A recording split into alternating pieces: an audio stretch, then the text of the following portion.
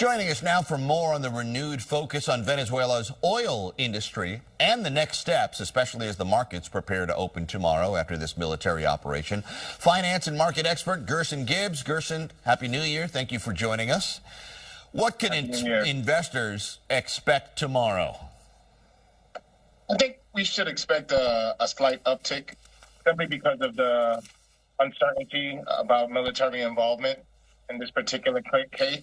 And usually when that happens, there's a slight uptick in the markets. I know that there's revived interest, if you will, in oil. Do you think that affects gas prices now and perhaps the future? I think definitely in the future.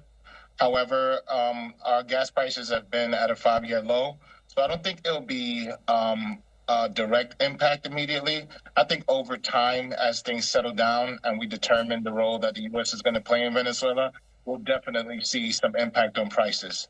The president yesterday talked quite a bit about oil companies in the United States, how they'll have a central role in this. What from what you have you heard, is the sentiment within oil companies on this new possibility of going back to Venezuela after years of having no access there? I think it's a huge opportunity for companies with relation to just the supply. Venezuela, there was a lot of mismanagement with a lot of these factories, so the infrastructure required in order for us to benefit is going to be pretty costly.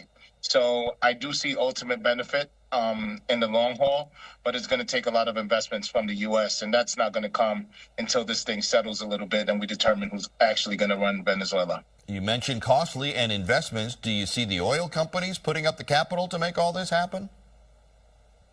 I don't think so. I think it's part of a overall U.S. investment.